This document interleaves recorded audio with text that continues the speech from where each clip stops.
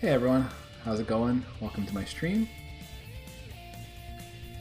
So a couple nights ago, if you were watching, I was continuing to work on this thing about launching and synchronizing two instances of my emulator and having the master or the server send send each instruction that it executed to the client. And the client the idea is for it to receive it and compare it to what it's running.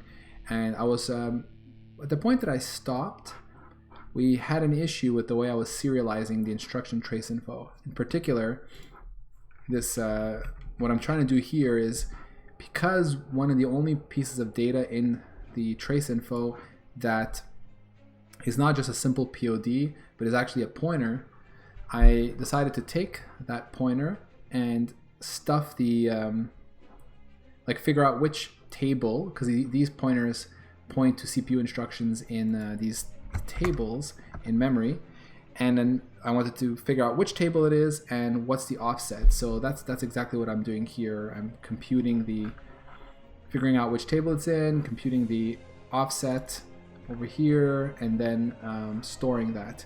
Now this code actually is correct, but last stream I got stuck because on the client I was just not able to reconstruct the pointer correctly. So like the knowing which table and knowing the offset was not giving me the right value, or at least I was not able to compute a correct address.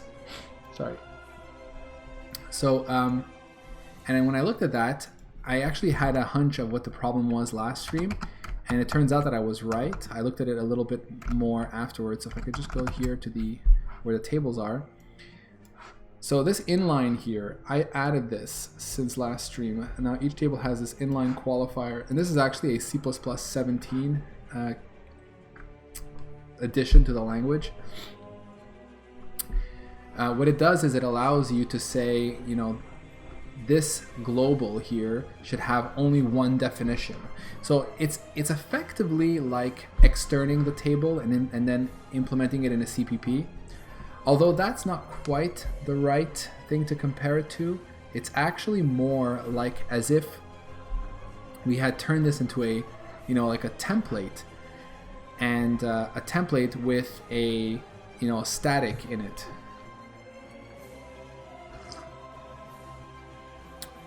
And you know how like templates are kind of special because you must define them in a header file, and so like you can actually wrap up types like this in a template, even if you don't use the template parameter. It can be even like a type that's defaulted to void t or something. The point is, by using templates, you kind of like work around the fact that you can't define globals in header files. With a template, you totally can. And so instead of having you do those kind of little hacks and hoops to go through to get what you want, they finally added this inline, like the ability to say inline variables, declare inline variables. And what that does is it allows you to get exactly that same benefit. So this guarantees that there's going to be one instance of this global no matter how many times you include this header file.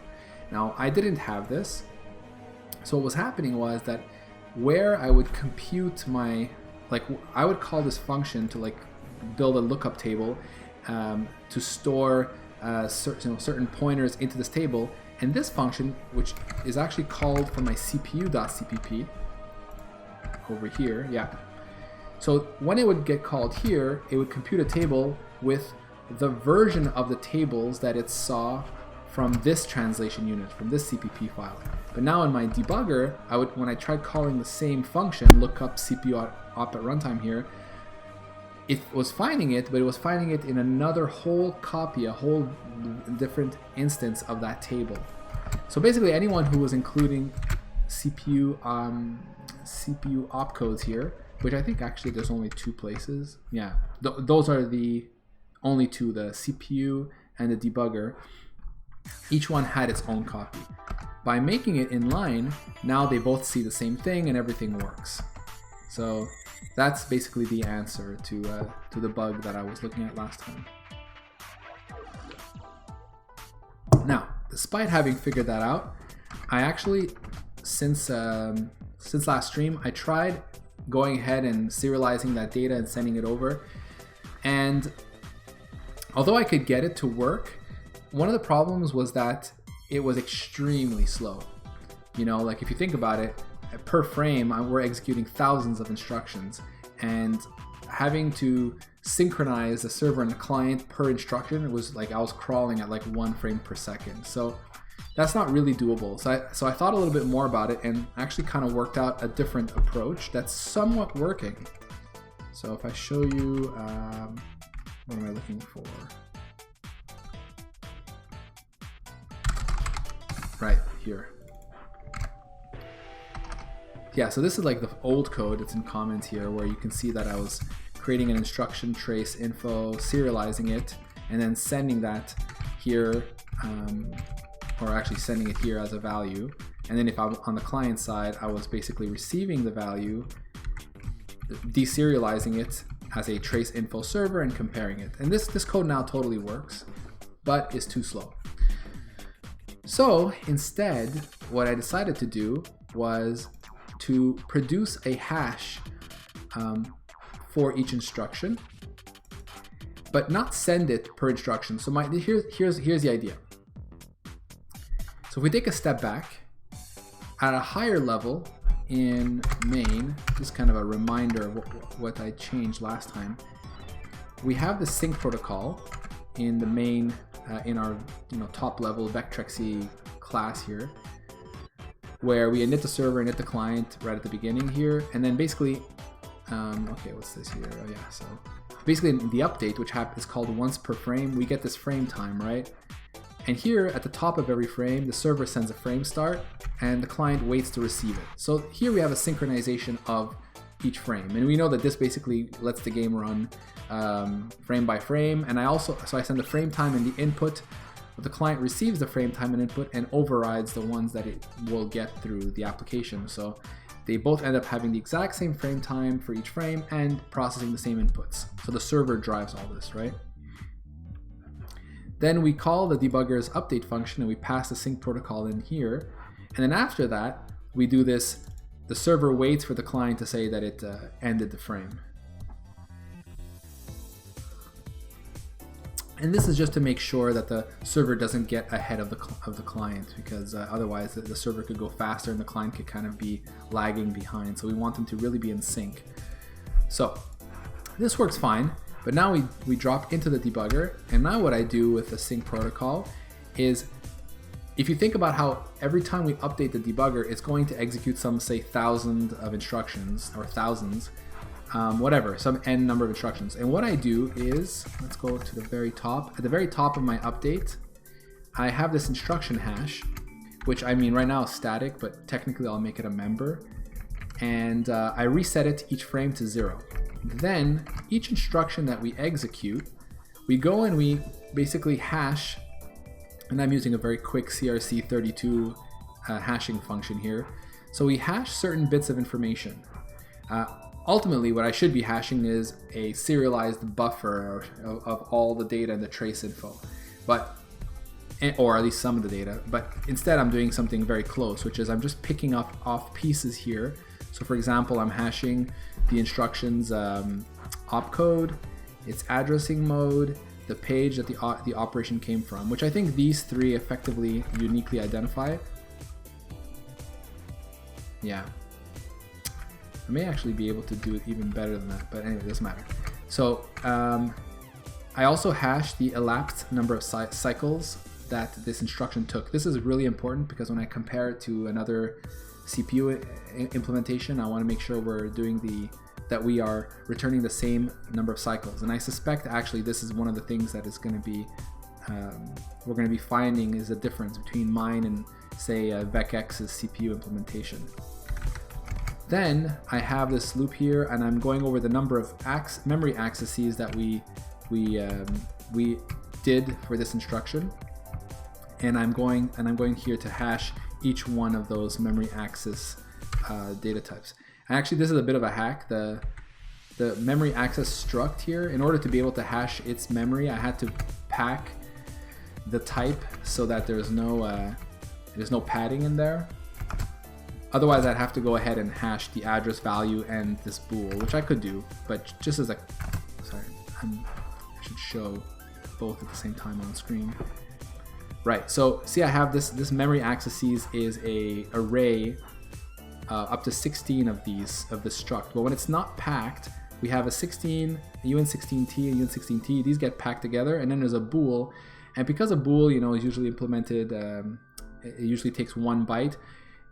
To align this on an 8-byte boundary or a 4-byte boundary, depending on what I think it's 8 bytes by default, it's going to insert like 7 bytes after this 1 byte.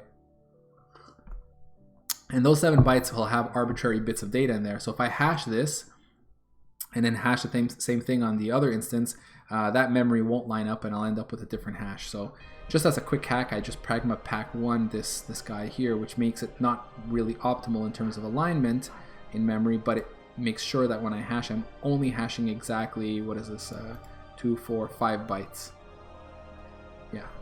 So back to where we were. Yeah, here, hashing. So I hash that. And then finally, I hash the pre-op CPU registers and post-op CPU registers. And this happens to be okay in terms of, yeah, what is this again? Yeah, so it looks like I got kind of lucky here, and the size of this thing, there must be no weird padding stuff going on in here. Or maybe there is. I don't know. Hey, how's it going, Meshu? Thanks for joining. Yeah, so actually I'm looking at this, and there's a very good chance that even this guy's got some padding in there. So okay, just defines the condition code. So we have here, well, this will be packed. Then we have this guy, followed by okay, so this is the 2 bytes for this, followed by 2 bytes here, so that'll be packed. Then 1 byte followed by the condition code, which is itself a byte. So probably there's some padding at the end here. So I'm actually surprised that this is not causing me issues right now. See, like, this is not really the right way to do this. I shouldn't be worrying too much about packing, but this is just this just makes it easier. And not much, Meshu. How about you? So anyway, just to get back to it. So I hash this, and in the end, I end up with this value in my instruction hash. And this will keep going on and on and on for each instruction. And when I'm finally done my update, like at the very end, so this is the, I'm just gonna show some context here. This is the very end of that update function. Like, I've gone ahead and executed every single instruction for my current frame. And then finally, at the very end, we say, well, if I'm the server, just send that hash value. And if I'm the client, go ahead and receive the server instruction hash, so the one that came from the server. And then I compare it to the one that I've computed myself on the client, because obviously the client is also computing it. And if they don't match, well, I have this fail message here, but basically mismatch in instructions since last frame. In instructions since last frame, right? Otherwise, we just continue happily. So, so let me show you what that looks like at runtime. So Meshu says, you're good, finally finished my 3D game engine. Really? You finished it? That sounds pretty cool.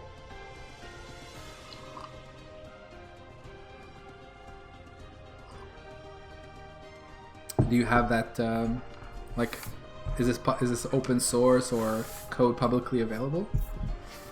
Or is it like you're just keeping it privately to make your own games and stuff?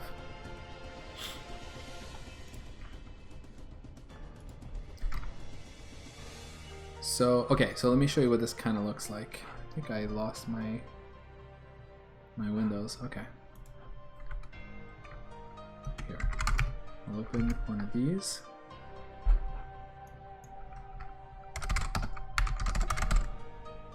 So I'll run server here. And run client here. And here we go. So, whoops, there we go. So once again, these two are running. Yeah, frame rate's a bit worse than when I am off stream, and I think once again it's because I'm like fighting for CPU resources.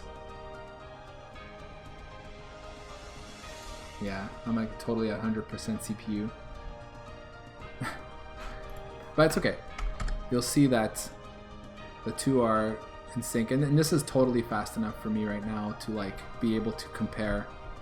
You know, I can actually kind of play it.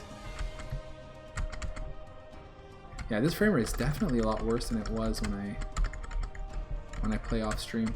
I was literally playing like I think at 60, so it's quite smooth before. It's amazing.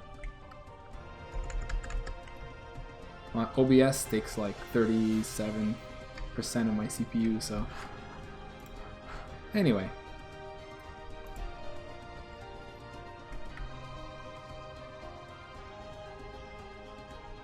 So Meshu says, how far can it go? I GitLab private. Oh, that's fine. I mean, I totally get that. No pressure to open source your code there. I was just asking because some people do, so I would have shared your link here.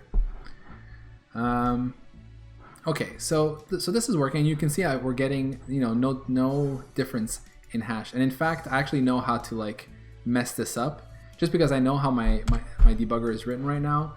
Like for everything to work we need to reach this bit in the debugger, but I actually have ways to like early out of here, which actually would, you know, is something I need to address. But where is it? Yeah, here. No, not here. Is this break into debugger? Yeah, I think that's it. If I just... No, sorry, that's not it. Okay, that's it. If we break into debugger, there's a couple of early outs here.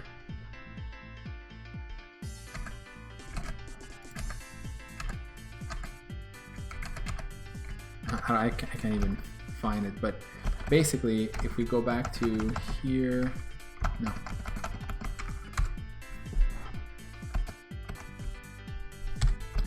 Okay, so everything's working now. I think if I break step, then okay, then things actually crash. So that's not good. Yeah, so I have like a lot of bugs with basically the network disconnects and assertions that occur.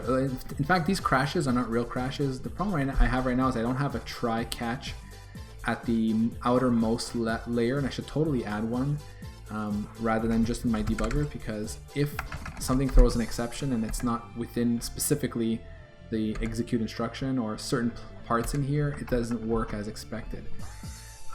Like I don't catch it and it just ends up looking like a crash. You know, I should totally do it. But what I was thinking of instead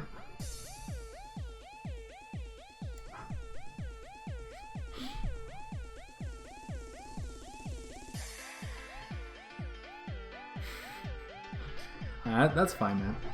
Keep your code closed source and make your super awesome game, and you know,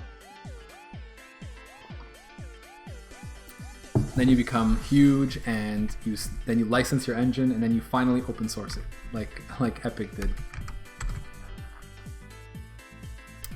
Yeah. So what did I want to do? I was thinking about how now that I have this. And I was sure there was a way for me to mess this up.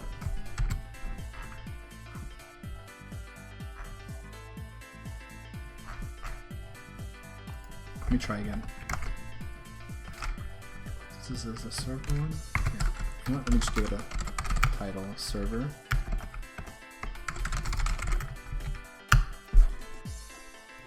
Okay. So what did I do again? I did something to mess this up.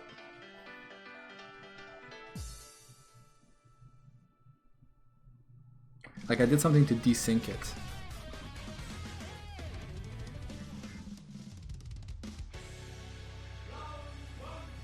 Oh, I think if I hit reset, right? If I just do Control R.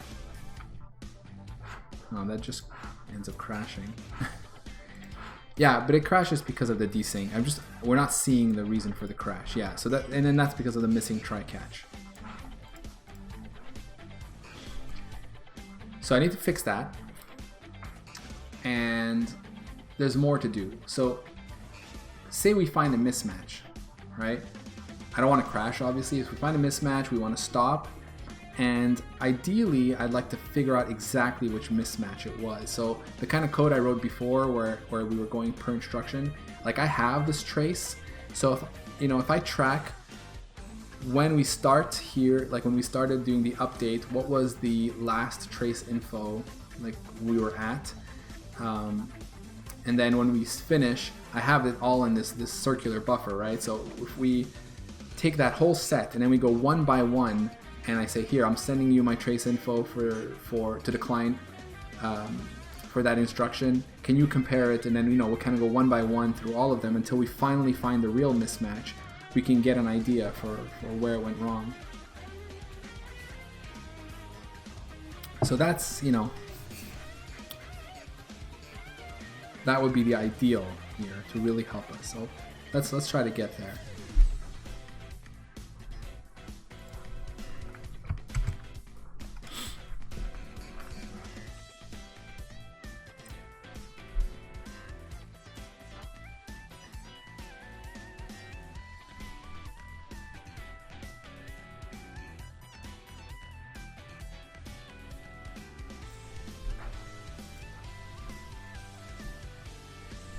Sorry, just thinking a bit in my head here. I just want to see exactly what is caused, like what happens when I do the break. So I'm going to open two instances. That's the one thing about debugging network code is it's a little bit more tricky, right? There's different ways to do it. One way is what I'm going to do now, which is just having two instances of Visual Studio. I find that to be particularly the easier way to do it. I know you can also do it within one instance of Visual Studio. You can say like launch two processes with different parameters and all that, but yeah, this is totally fine. Because if you do it like launching two from one, then you hit breakpoints in the same debugger, and it's kind of hard to know, am I debugging the client or the server? So that's why I find this one much easier.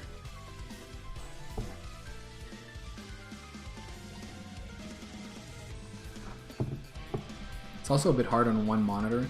I have two monitors, so when I work on this off stream, I put like client on one monitor and server on the other. But we'll make do. So like the one on the kind of more right here will be my client.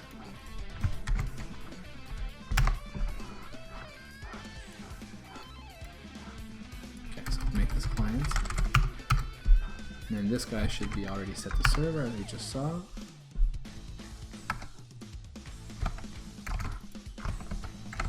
I guess I'm writing to... That's just funny. Well, I guess technically if I launch it with the right parameters... Alright, this is kind of stupid. Anyway. Let's... Okay, we're launching here. And now we're going to take this guy and we're going to launch it in...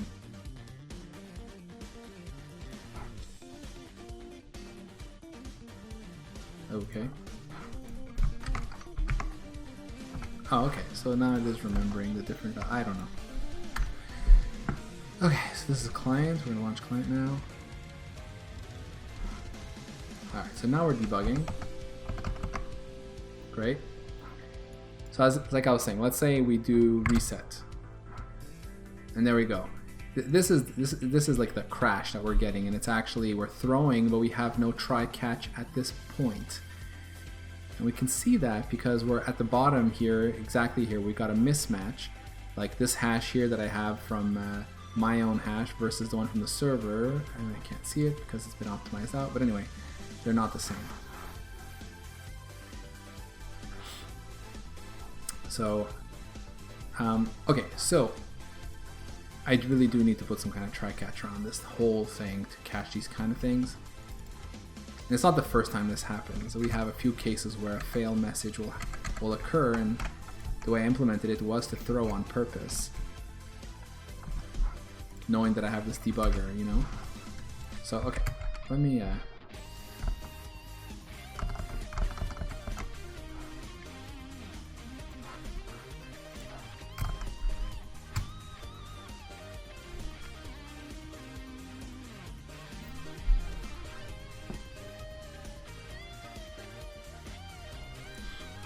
think my level I need this.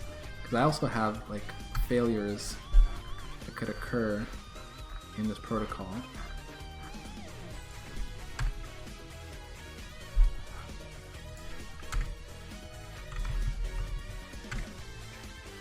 Yeah. Do I want to push this up into the main? Not sure.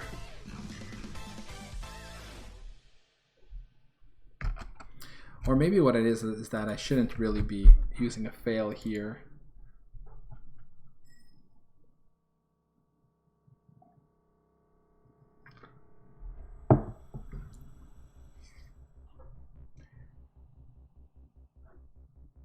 Yeah, I shouldn't be using a fail here.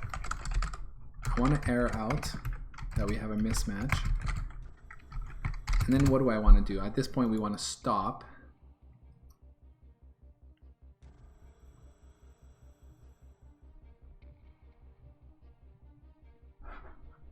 And we need to communicate now between the two. So this is like sync hashes and compare. And then after that,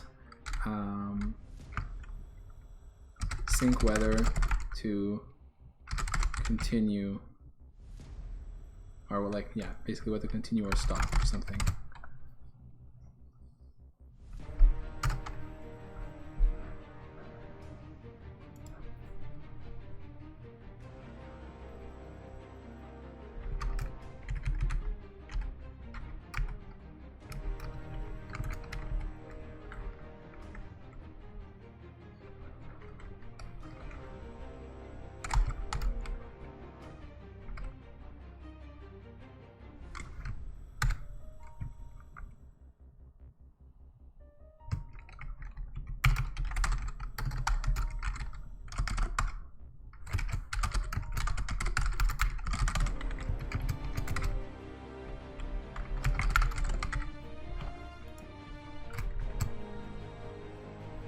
Alright, so if we're the client,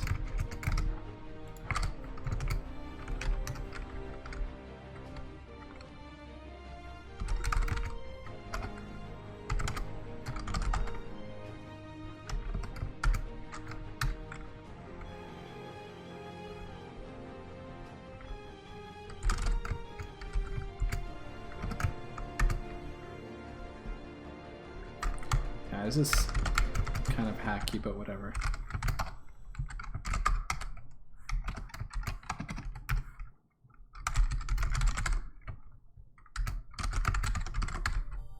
Or actually, we actually could do this. Just receive the hash mismatch from the client here.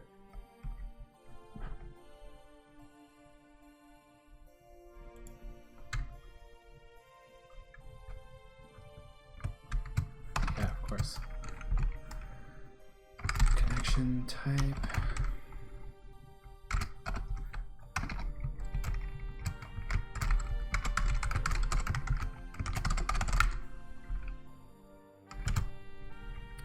Okay, so we send that.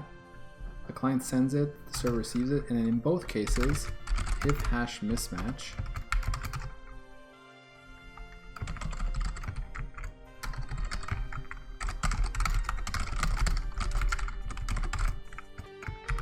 for now I'll just do this, and I'll say break into debugger. Okay, I just want to see what how this behaves.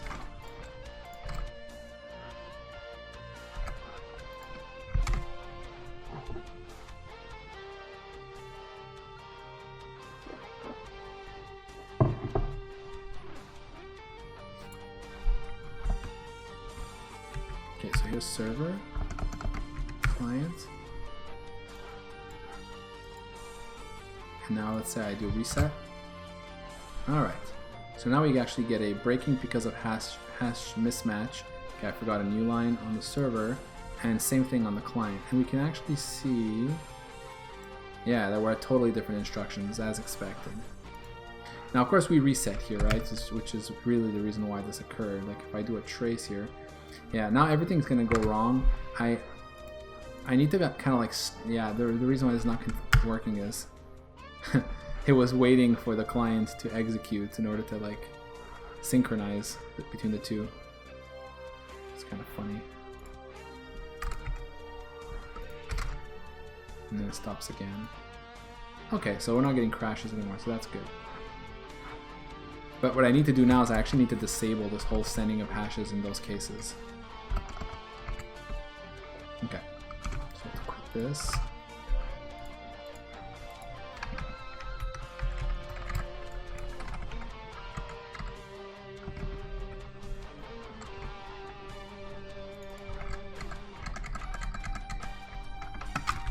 I have to say though, this code is really messy.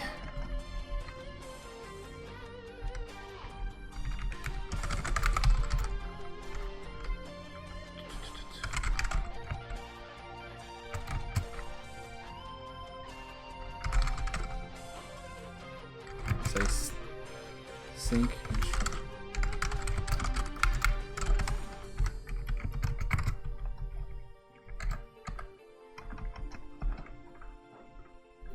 Okay, so say if we want to sync instruction hash,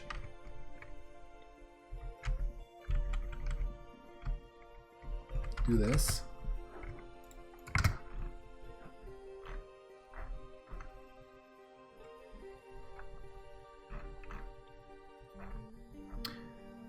I guess I don't really need it here. It's more about the syncing at the bottom. We can keep computing it, that's fine. Okay, that's it. So if sync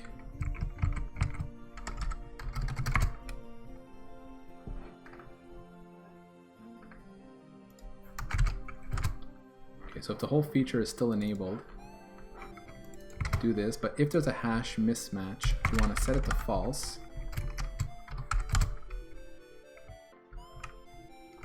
Okay, let's try that.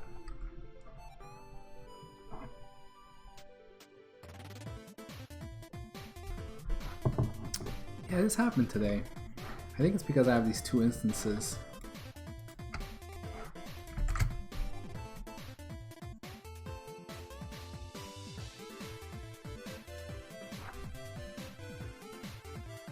Okay, yeah, because I guess the other one was waiting for me to click OK and it like locks some log file or something. Alright, so server and client. So once again, I reset now. Breaking because of hash mismatch.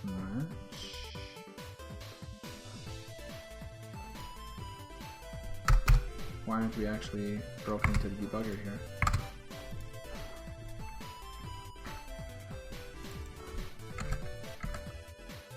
Static bool. If we're supposed to sync,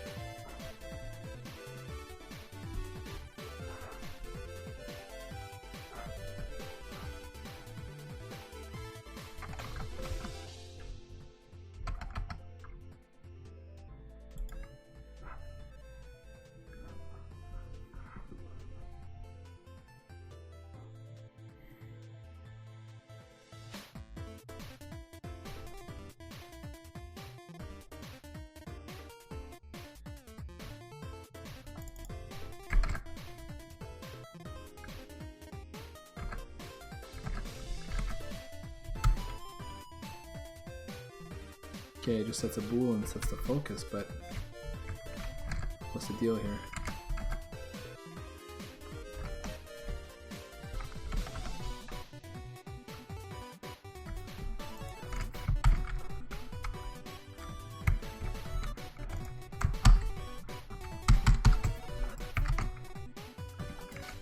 Why can't I debug this process?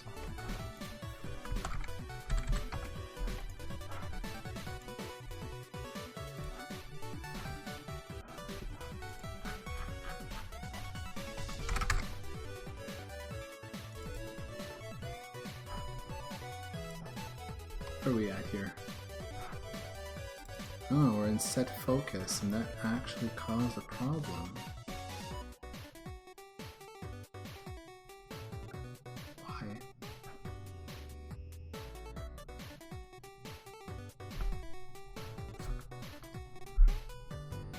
That's the very first time that we hang an attached thread to input.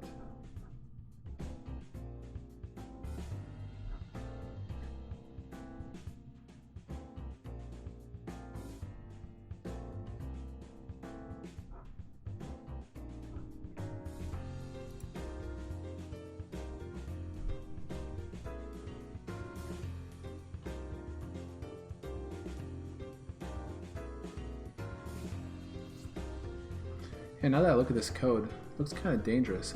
Calling get foreground window. Oh no, that's it. Get the foreground window. If it's not equal to the app thread ID, then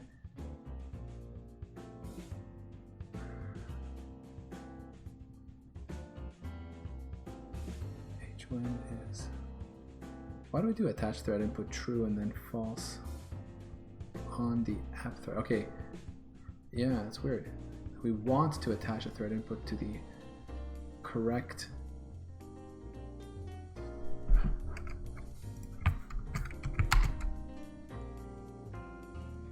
alright, okay, it's saying from this to the app thread. True. Bring it to top and then false.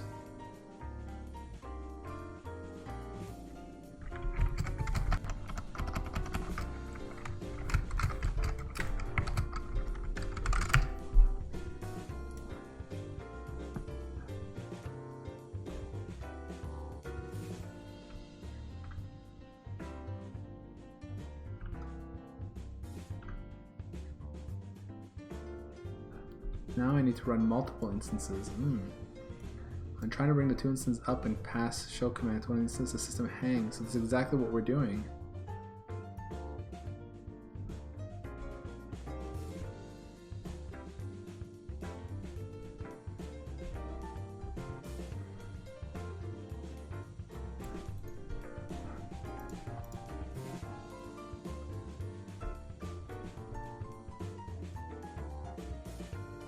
That's exactly what's happening.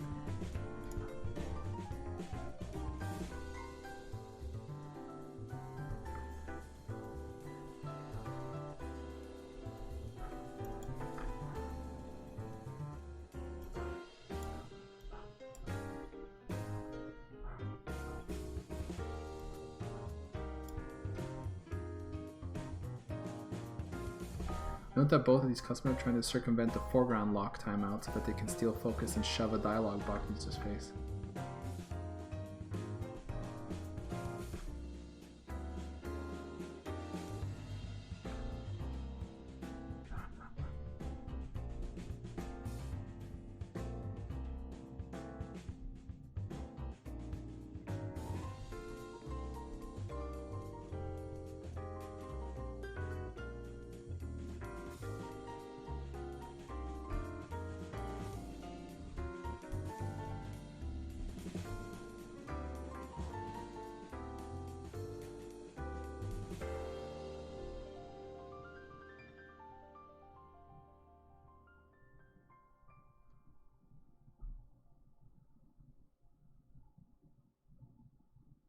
Yeah.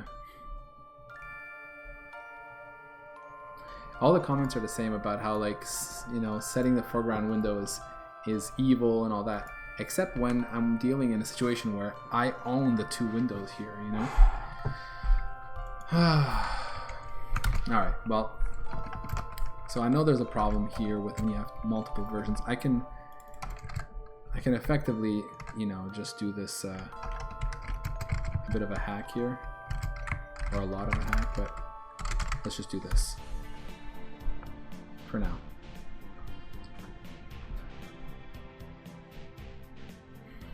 I could actually solve this problem for multiple instances myself using a global semaphore on Windows. Oh yeah, I gotta kill these instances here.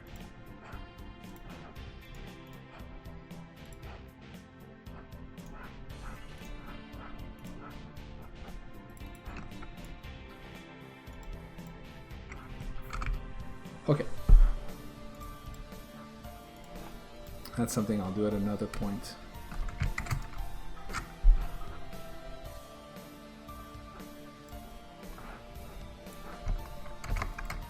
Okay, gotta release the lock.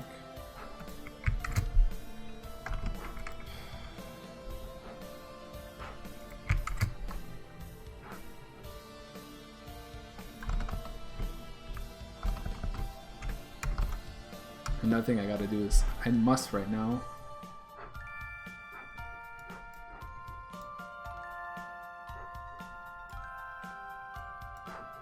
I wonder if I make these smaller, does it go faster?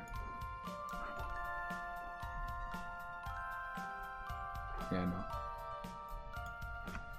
Okay, so now if I reset, okay, there we go. So now we're both broken into the debugger here. And like I was saying, if I do the trace here, and then why does this pause? This should not stop here.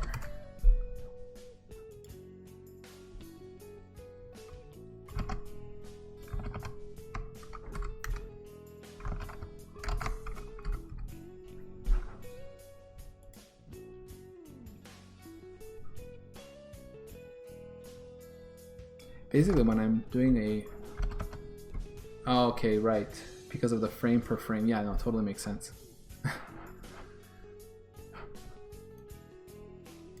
When I write trace here, it executes the command in the debugger, finishes the update, comes out, and now waits for the client to say, okay, I'm done my frame. So it hangs. And the reason why it's not outputting is because the output is buffered.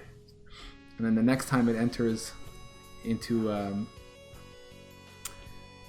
the debug update, it's going to flush what it has when it waits, when it basically shows the prompt again. So this actually makes sense. So really what I want to do is more than just break into the debugger here.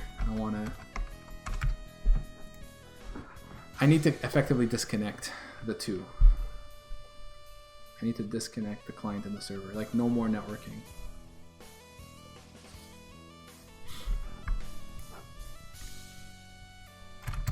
Okay, let me see.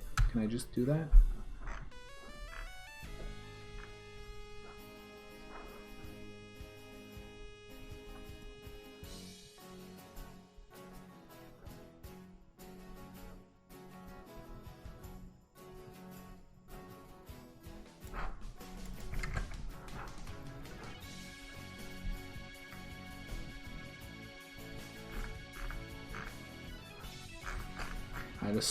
There's so many changes I'm going to make to this code at some point.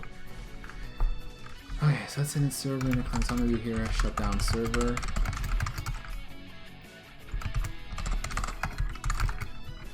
If I have a server, close. And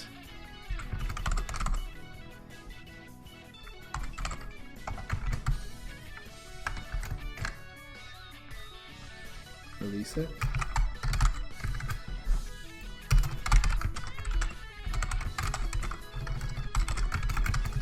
In fact, yeah.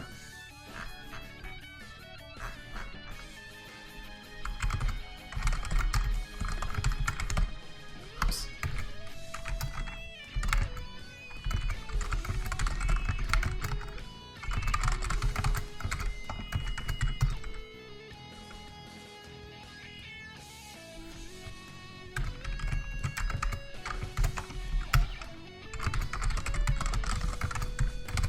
Okay, and then just doing that means that his server and his client will stop returning true for each one, so then we'll be back into a connectionless mode. So if we have a mismatch, so one of the things I'm going to do, I really am not too happy with this implementation. I'm going to make it so that I want to have a base class for when you're a server or a client. And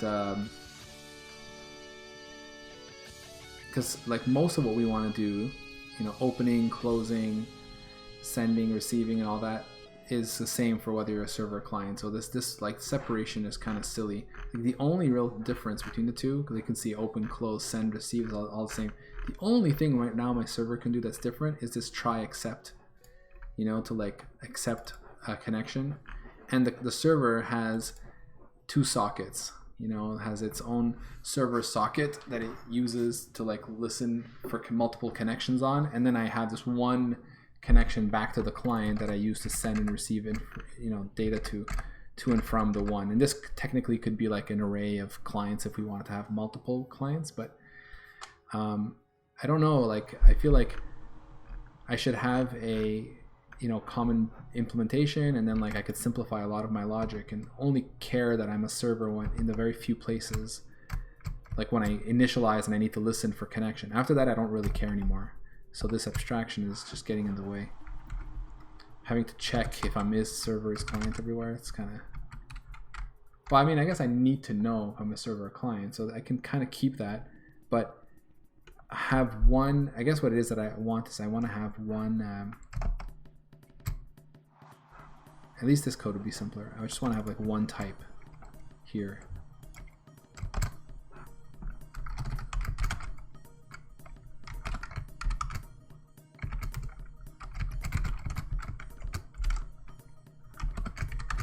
And like one shutdown here, you know?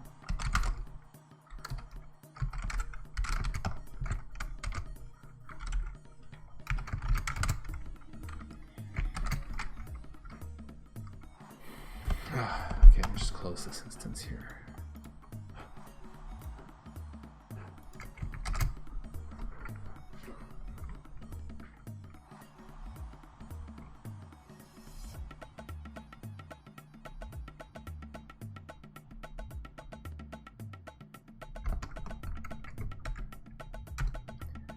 Server, client.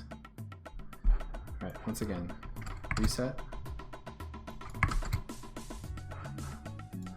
Okay, so now we're here, and now technically, yeah, there we go. So now we're no longer in a connected mode. In fact, I could continue, and I could continue.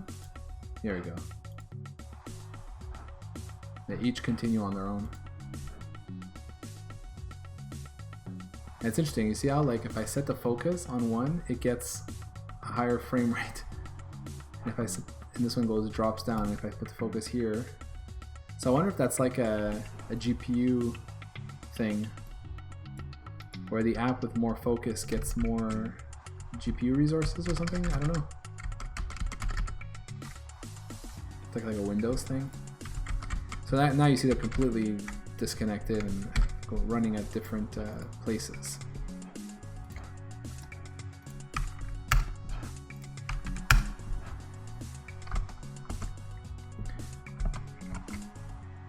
Now I wonder, I think I had another way to have them desync.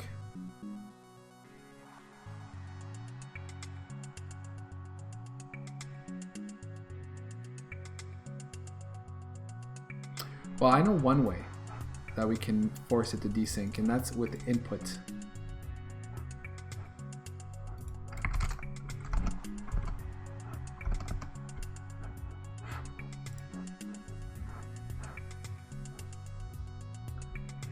Hey Danny Fritz, are you sending events back and forward, or is it syncing all state?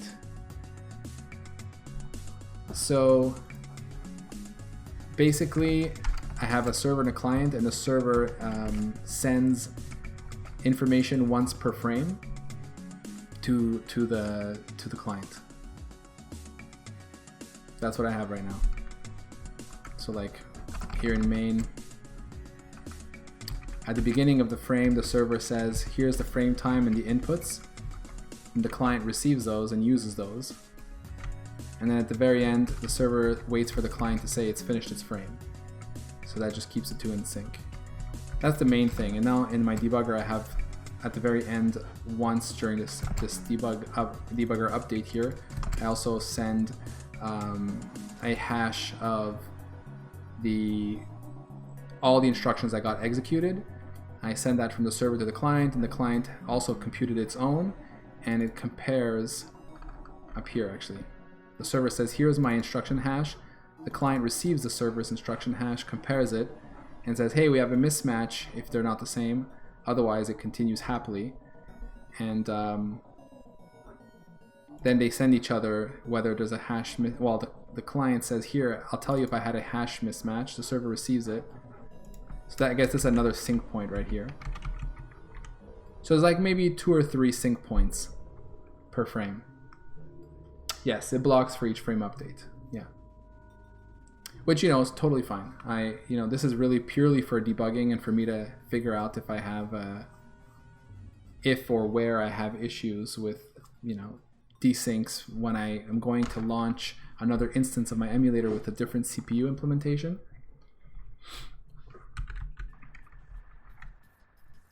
Right now I'm running the same emulator twice, so. Oh, so it doesn't desync for like spurious reasons. If it desyncs, it's on purpose right now, right? Like if I reset on one emulator, the other emulator doesn't know I reset, and so they will immediately desync, right? That's what I was showing now. And another way to make it desync, which is what I wanted to do now, just to like see what happens when it desyncs in a more, say, realistic way, is let's say we don't send the, or we don't care about the input that we receive on the client. So we just ignore this input that comes in, right? So like I'll put like a dummy here.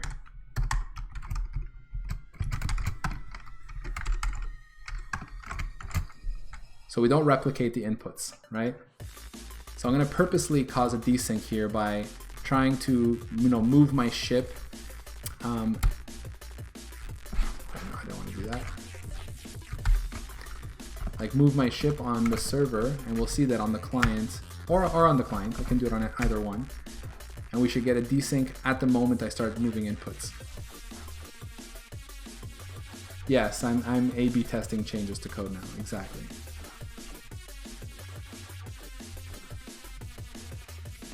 So I'm not going to push any input because I want it to start on its own.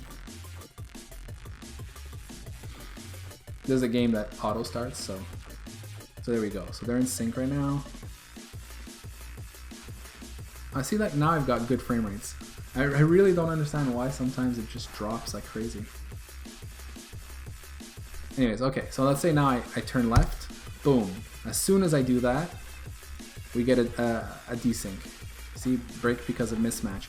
And this time, we might be actually able to see, well, we probably won't see it here, but like I'd have to dump the last whatever number of instructions. So maybe that's another piece of information just for fun that we could dump right now is how many instructions did we execute in since the last update, and then we'll dump those to files and just do a diff just to see what the desync looks like at the instruction level. So let's do that. So actually the simplest way for us to do that is to go here and go like int num instructions executed this frame or something. We reset that to 0, okay, and then in our execute instruction, well, I guess I could just stuff it in here. Okay, so breaking because of hash show. Actually, what I'll do is I'll do it.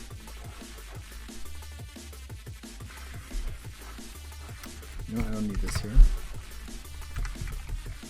I'll say hash mismatch, instruction hash mismatch in last %d instructions.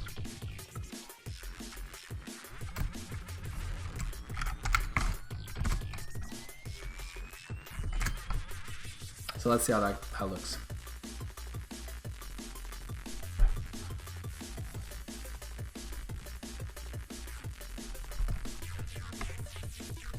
Because we have to recall it's gonna, you know, there's a desync somewhere in one of those instructions, or like, I mean, where the desync starts will be somewhere in this large instruction stream, depending on how many we can execute per frame.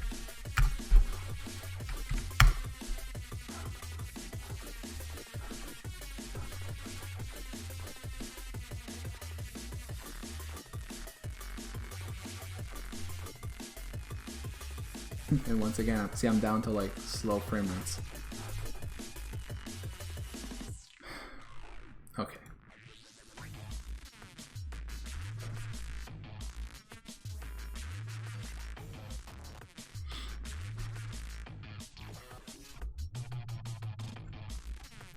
Okay, and I'm gonna hit the arrow key now. Yeah, you can actually see it started turning. So here's our thing, and it said, see, in the last 39,148 instructions. And then here it says 38,445. Now, is that weird? Yeah, that's not, maybe that's not that weird, right? Because, is that weird? Let me think. Yeah, okay, no, it's not that weird. Because as soon as we desync, now we go down in a separate instruction path, right? And we still have the same delta time to execute on both, but how many instructions we execute depends on how many cycles those instructions take. So, you know, on the client, we ended up executing more because we executed different instructions that took less cycles than what the server took. How many megahertz is the Vectrex? Yeah, I think it's, what is it again? Is it 2 or something? CPU, I don't even remember. 6? Yeah, 6 megahertz. Or at least 6 divided by 4, so 1.5. Yeah, technically it's 1.5. Yeah, 1.5 megahertz, that's it. I don't know why I put this again. I think I read somewhere. Anyway, whatever. It's 1.5.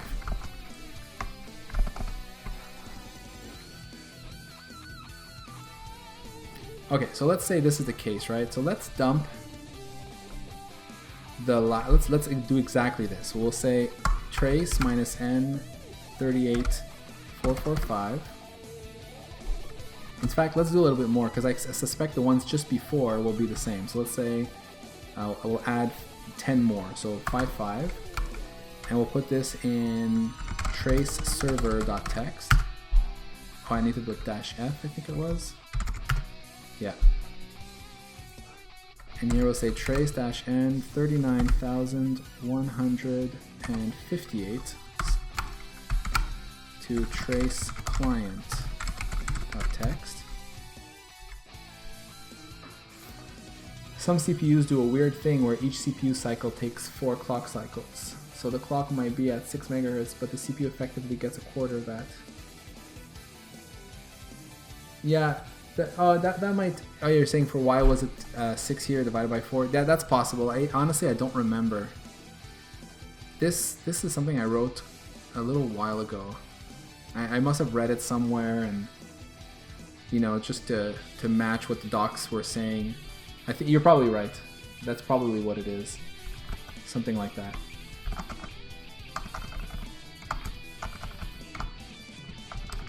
Okay, so let's go see our logs.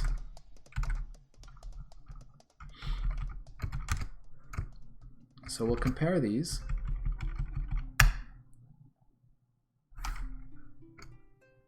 Okay, see, this is great.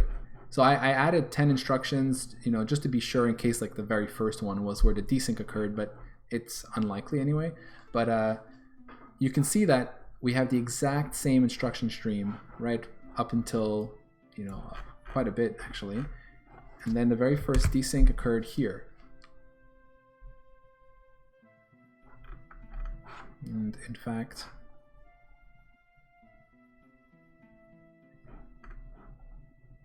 so what are we doing here? We're decrementing. So yeah, so this D000, this is a VIA register, memory mapped register. So we are, when we are looking at what's in there, on the server, it's got a value of 81, whereas on the client, it's got a value of A1. So yeah, and then that, let me just go check what that's related to. So that's port B.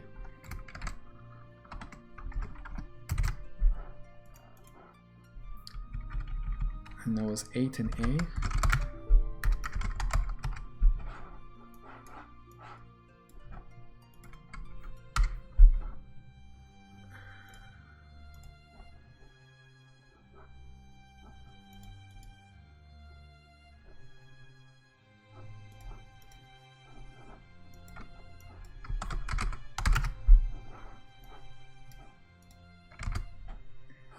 Okay, so really it's this bit here.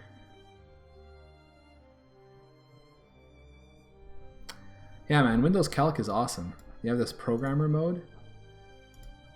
It's really cool, and one of the things that's really nice is you have this bit toggling keypad here, and you can like, you know, toggle bits here.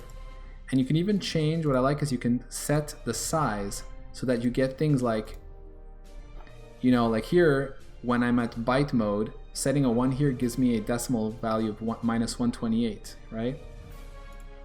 Whereas, you know, if I have like Word, well, minus 128 would require, you know, extending all of those, of course. Otherwise, it's just 128. So you get to have these nice...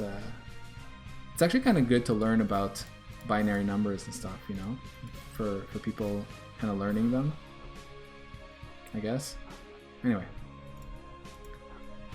So, yeah, hex. Go back to here. So what was I saying? Was it was 8, right? Let me see. Okay, but sorry, that was in the higher bits. A1, H1. So we're looking at 0, 2, 3, 4, 5, 6. Bit 6.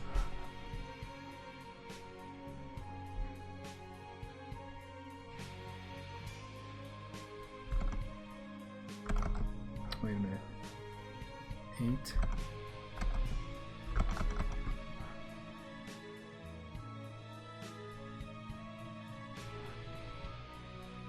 No, sorry, bit 5. So 5 is, yeah, it's the comparator. And actually that makes sense because the comparator is related to input. Yeah, you see here?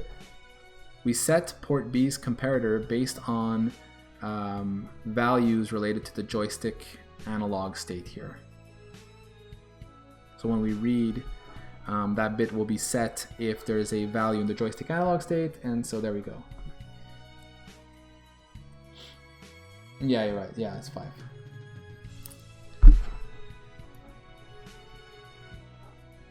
So there you go. So that's cool, right?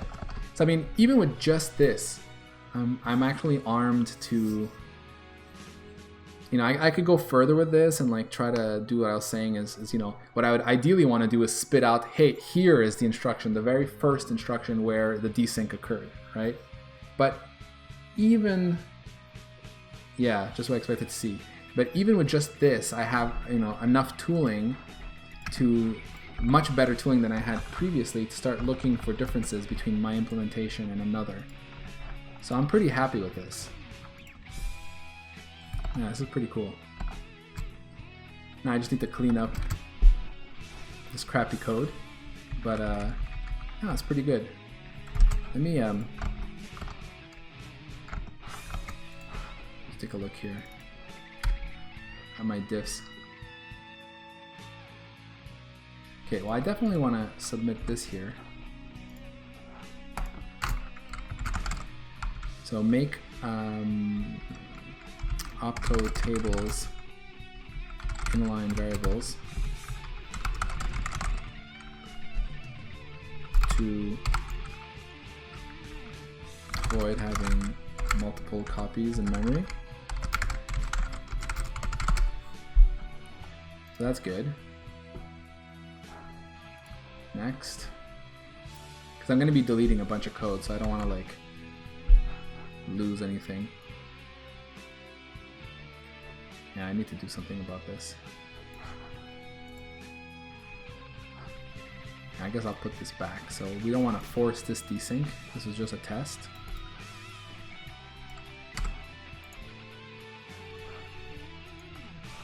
So debugger takes that.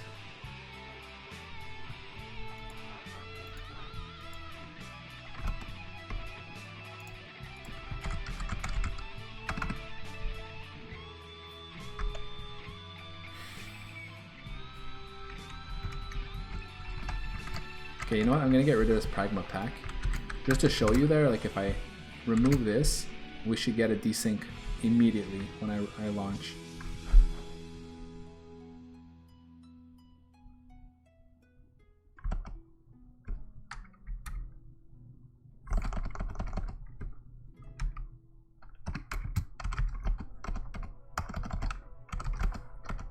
guess that didn't build, no.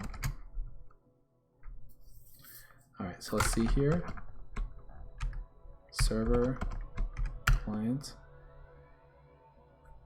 And right away we have a mismatch. And that's really, you know, just because this time it's the exact same number of instructions, but this is because of the fact that when it's not packed, we are getting whatever garbage values are in the padding for the memory access here. But what I'm going to do to fix it, I'm going to just hash the members for now. Because in any case, you know, to do this properly, I would need to serialize these types, and serializing them means accessing each value and putting them into a stream, and so, you know, it's going to be the same cost. So what we do here is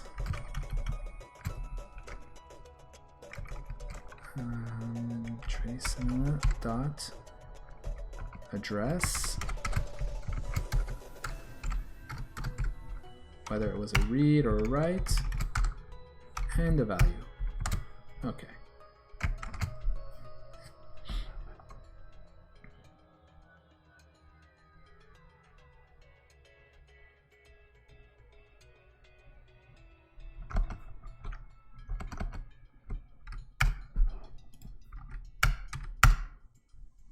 Okay, so we're up and running again. So I got rid of that pragma pack.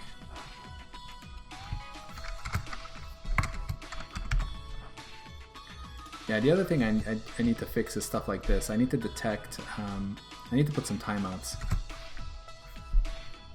Like right now, it just kind of hangs there.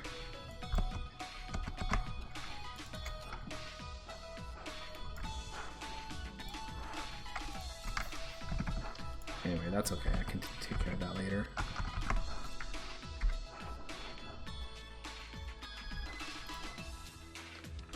Yeah, see, there's a lot of code here I don't need.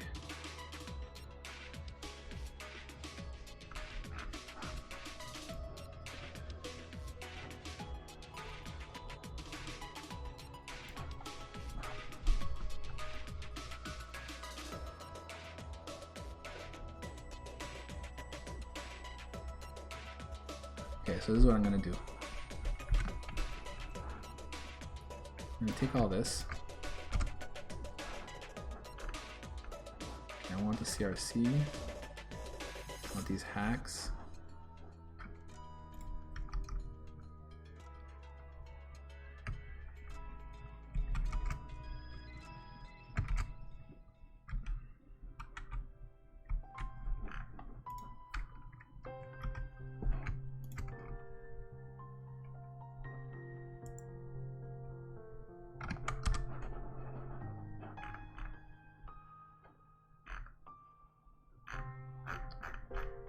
Okay.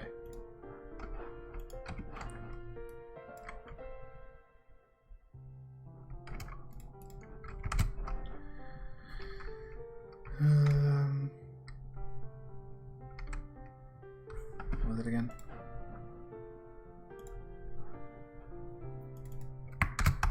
Serialized instruction trace info.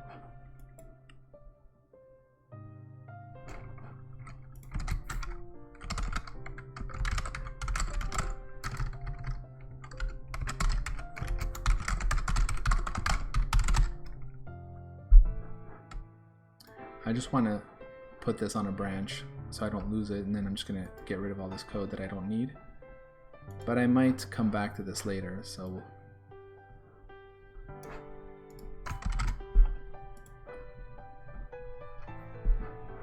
Alright, so we go back here.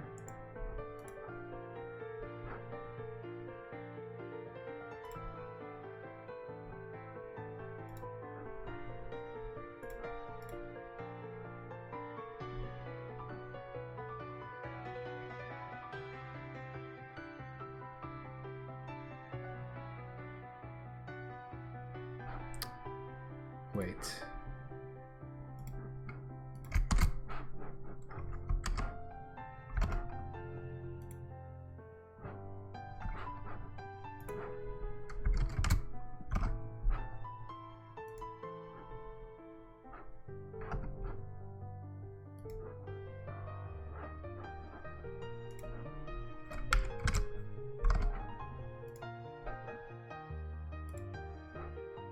Yeah, I made a mistake there. Okay, so there was that. Sync protocol.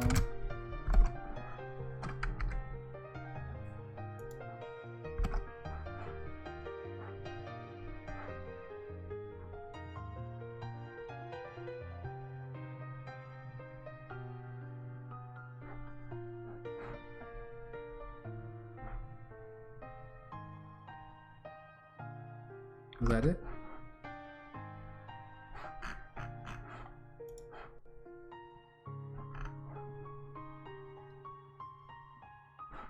No, debugger.h.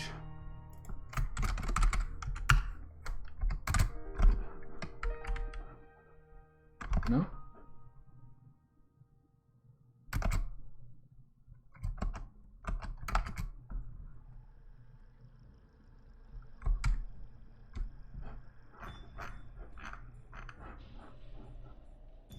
That's weird.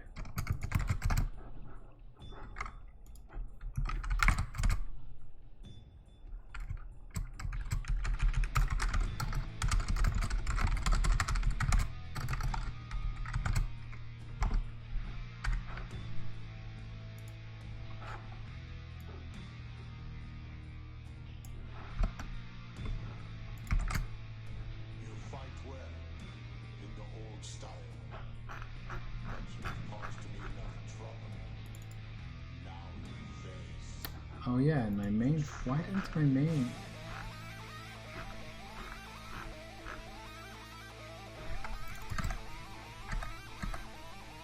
Super weird.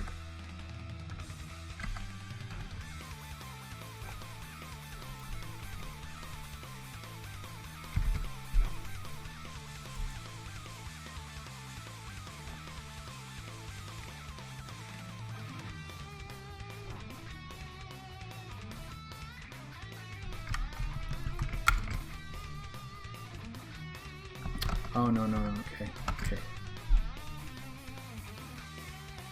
I put this in the wrong place.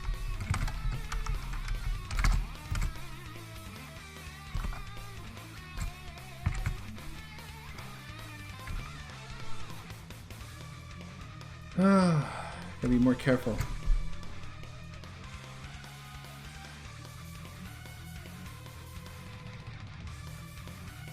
Could have lost all that work.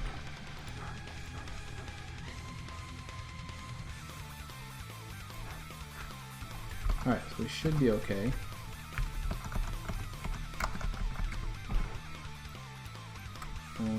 Lost my client.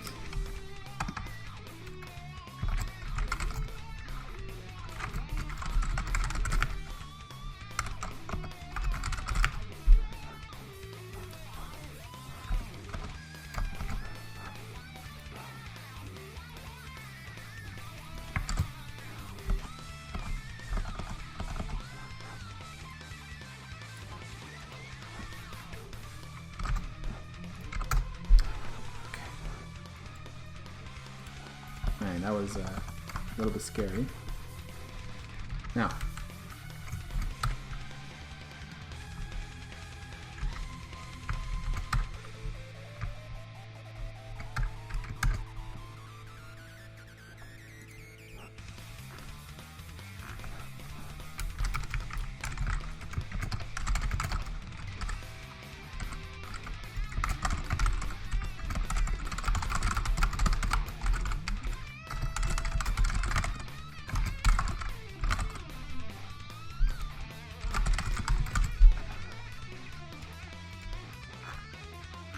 I deleted something too much. What did I delete?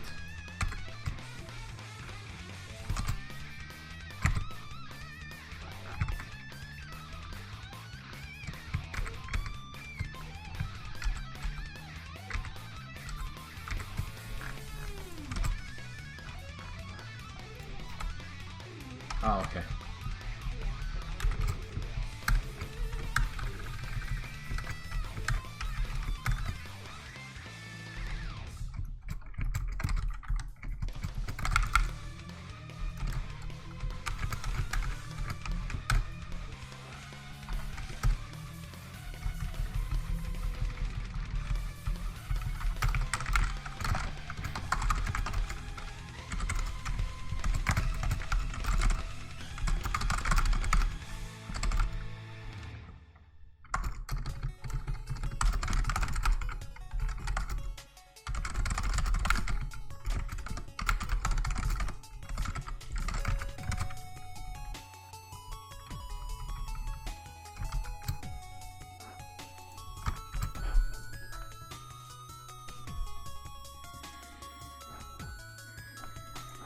Okay, over here, we don't care about this.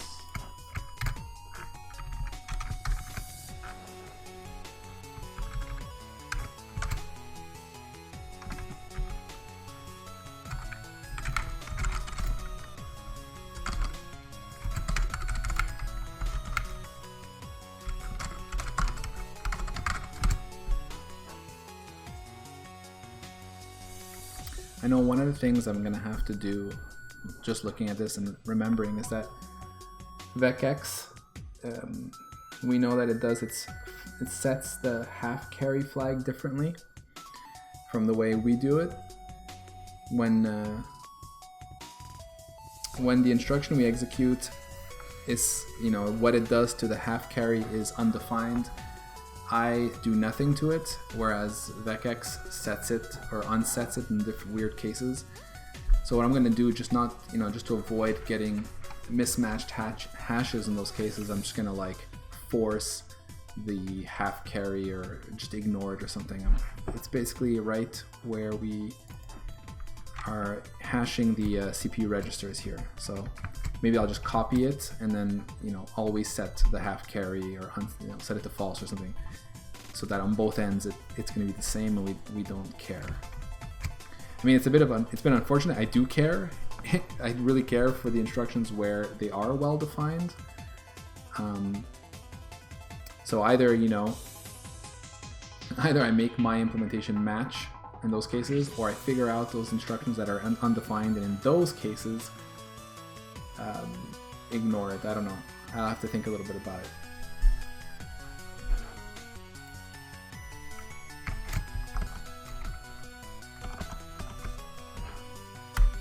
Okay, so I think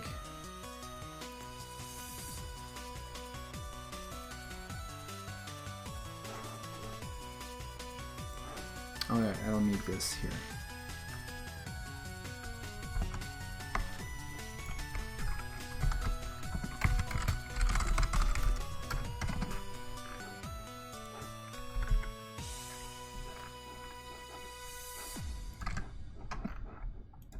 So all this has been put onto the other branch now, right? Yes.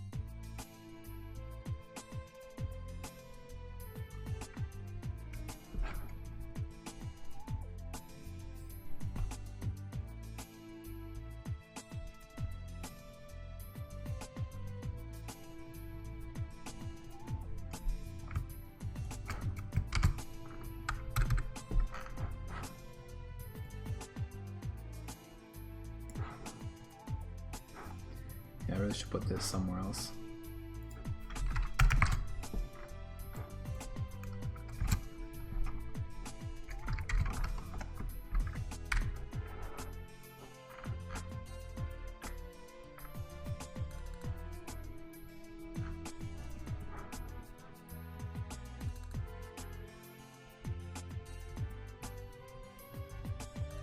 Okay, perfect.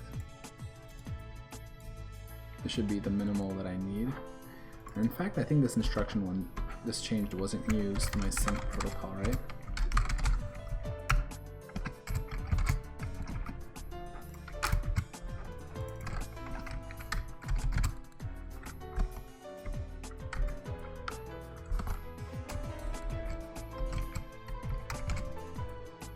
I wonder why this had not been reformatted the first time I wrote it. Anyway, connection type, yeah, gotta change this code. Okay, anyway, this is all, should be all good enough for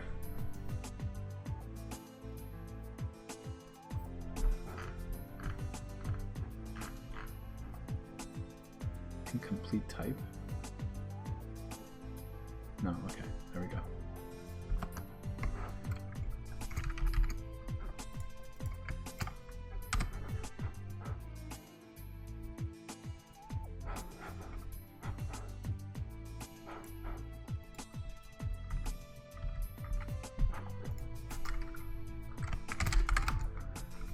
So now I'll say sync running hash of instructions per frame, or sync hash of all instructions executed per frame.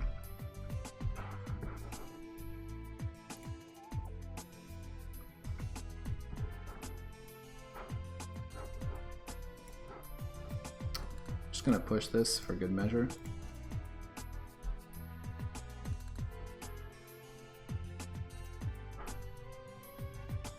Okay, so let's try bringing in the vecx CPU and seeing what happens.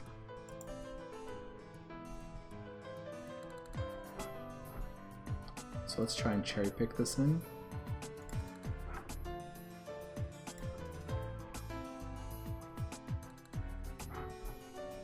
Okay, perfect. So now we have these changes here. Just unstage them.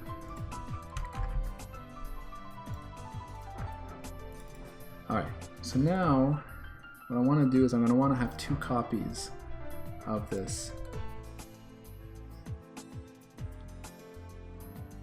So one way I can achieve that, perhaps more cleanly, I think I've done this already. Build with vecx. Yeah, I did. This here. I have a feeling this CMake is unlikely to work. Let's see. I might have to redo this.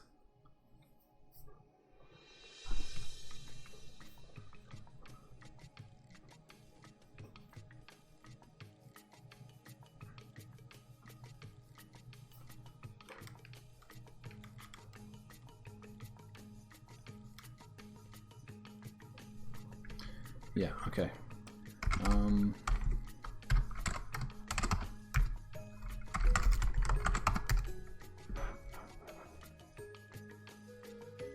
Right. So CMake, I need to do this thing again.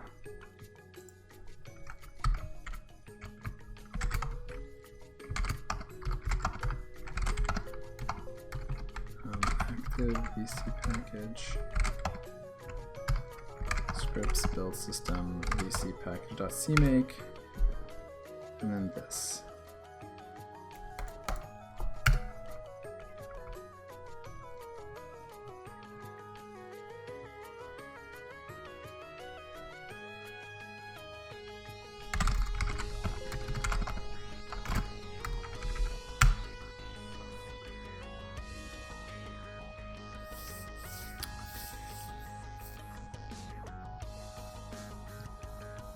There's one thing that's fun about using CMake is you can have multiple Visual Studio generated projects on the same source code. So actually, this is actually one better way probably to do network debugging and not run into the problem of, you know, opening the same project twice, like I was running into like lock problems between the two before.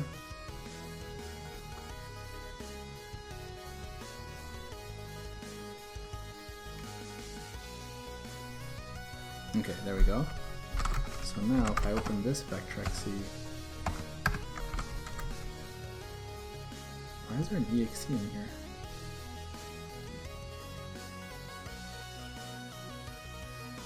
That's weird. Oh, some of these date from a little while ago. These files shouldn't be here. January 24th is fine. I guess these got copied here at some point.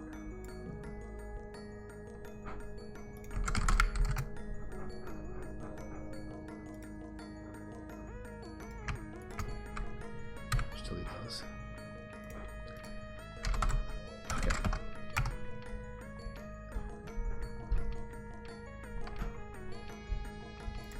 Okay, so we're gonna have like 2 versions here. So this is the version that I'm gonna build with my CPU. And there should be another Visual Studio opening soon. There we go.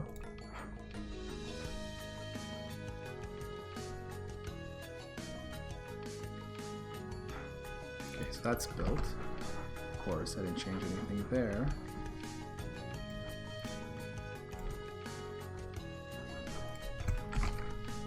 Here, what we want to make a version with the vecx CPU and implementation enabled.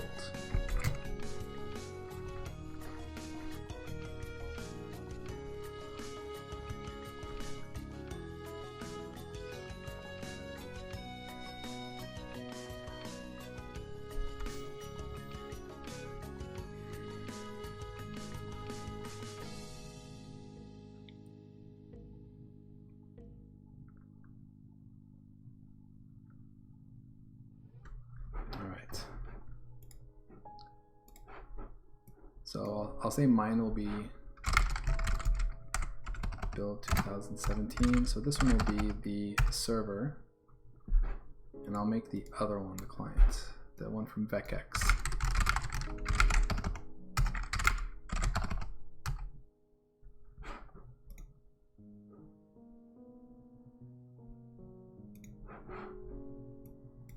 Okay.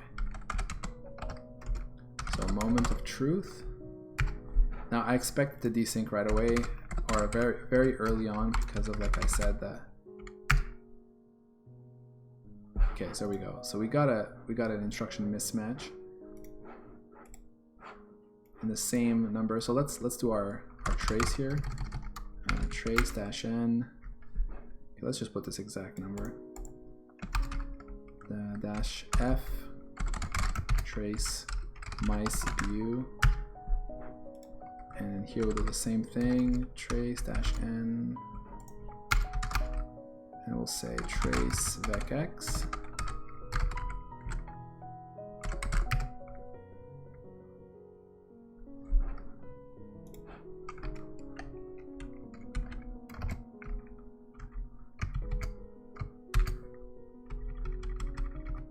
My guess is it's going to be the half. Yeah. The difference between the half carry. Yep. So you see here the H versus the H, and beyond compare here is considering this a minor difference because of the fact that it's a case difference, and so by default, since it doesn't know the type, it's like, oh, it's a text file, and it's going to consider case differences to be minor, but yeah, it's actually not minor. Like if I ignore minor, all of a sudden we have no diff in the file, right? But the real diff is here. So this is exactly what I said would happen. No surprise there. So let's kill this.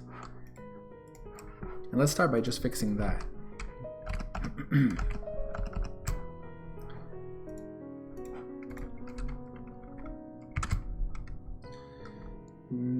So where am I again? Debugger.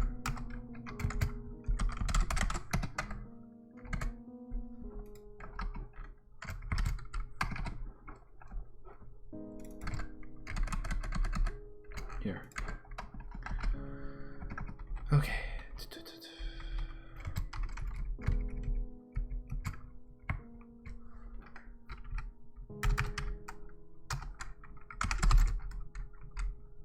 So I'll just do like auto normalize registers or something.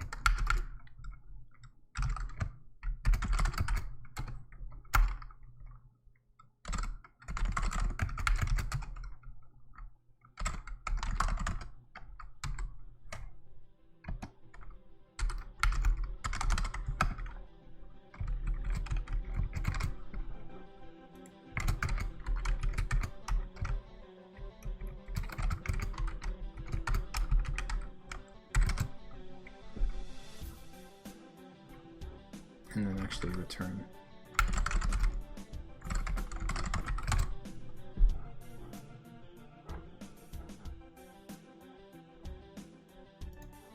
Okay, not really happy about this, but whatever, who cares? So I am gonna have to go and toggle that vecx thing. So this is this one here, yeah. So this is mine.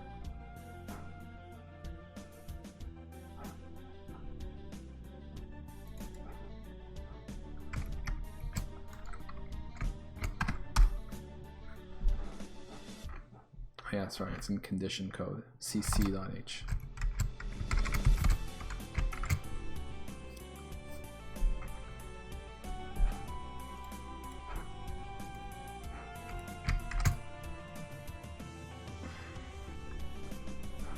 No? Did I call it a capital H or something? What did I call it? Oh, I actually called it half carry.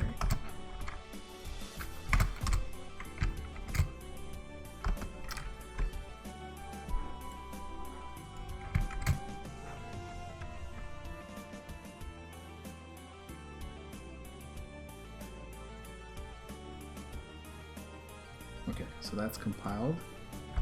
And over here,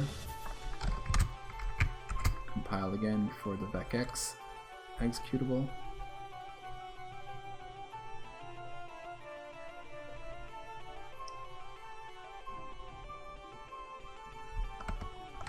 All right, moment of truth. Now we actually expect it to go a little bit further, right? All right, we're connected, we're running. Fantastic. You can even speed up.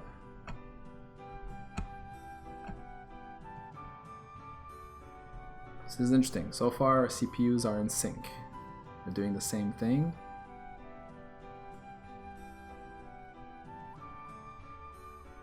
Ah, we got a desync. Fascinating. Right there at the beginning. So let's see what the desync is here. Looking at the clock, I'm gonna stop my stream in about 8 minutes. I want to stop at 11 tonight. So hopefully we can see something interesting that will be a good starting point for next time. So here we go, trace CPU again. Trace. I was supposed to call that my CPU. And I can't type. And here, -F trace vecx. What did I call it?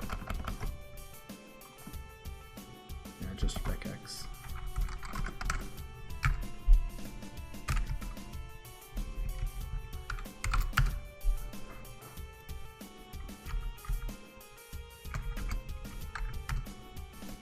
Okay, so let's see.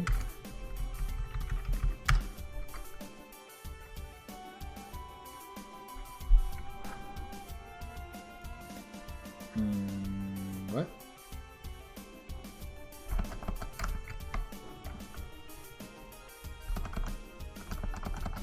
Wait, I must have done this wrong. Let's see.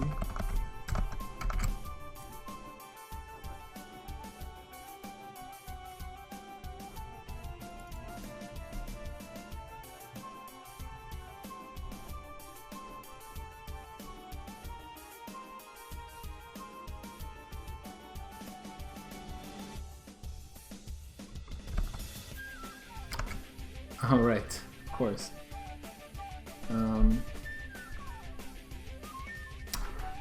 Okay, yeah. I mean, I fixed it for the hashing function, but of course the output here will contain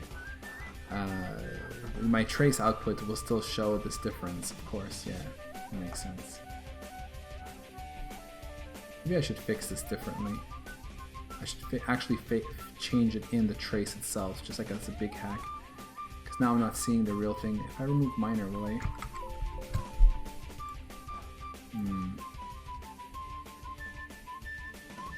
So like, there's probably another what it considers minor difference in here, but it's being hidden by the. Okay, let me fix this. Okay, so.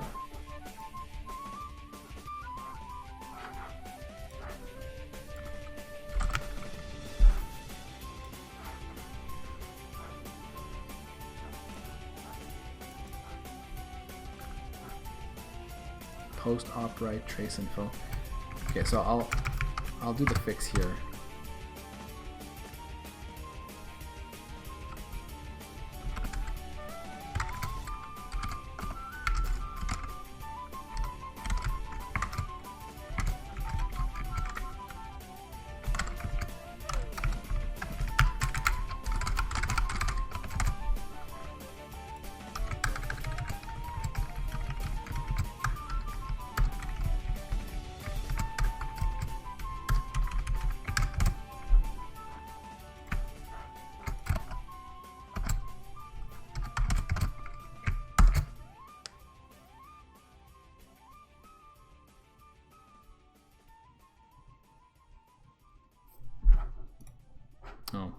kill this.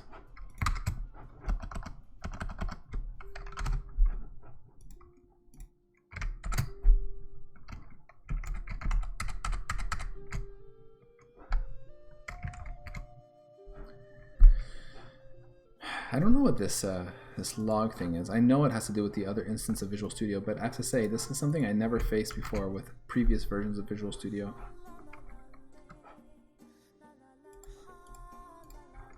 Oh, I didn't quit this one here.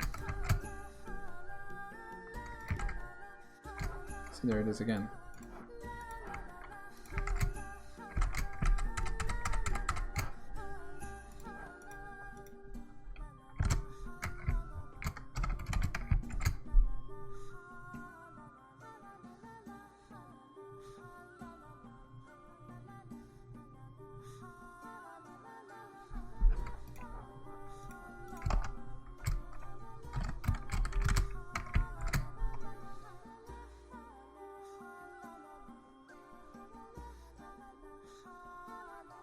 Okay.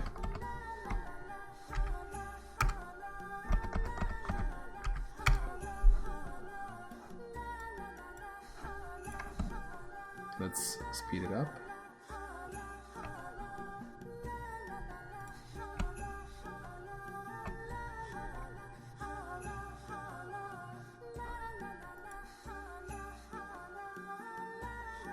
It's crazy how the frame rate varies. Okay, so we got the mismatch. So I expected this one. Now we should see that our log actually looks right. Okay, I actually have this in my history. That's awesome. So that's from my CPU, and that's for the vecx. But actually the number of instructions is not the same, so let's change this. It should be 24,692. And this should be the same number.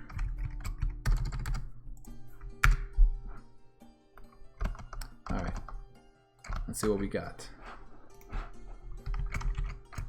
Hopefully this looks more interesting. Oh, and it does. Alright.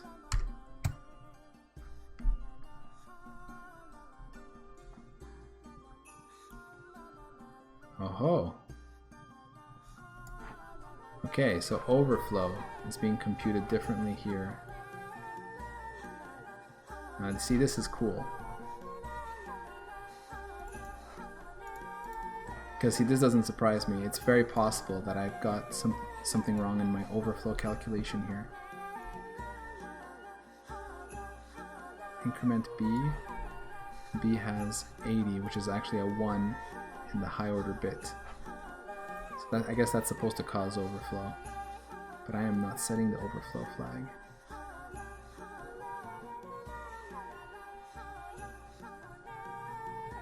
Okay, great. So this is a great starting point for next time. I can look at you know, what's going on with my overflow computation here. We'll be looking at yeah, op inc. Overflowed if value became 0, so I guess my value did not become 0, interestingly. So we'll see why.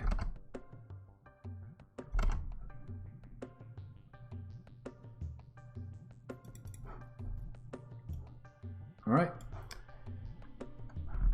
So guys, thanks for watching. I'll be back as usual next week on Monday. So yeah, hope to see you guys next time. Thanks for watching.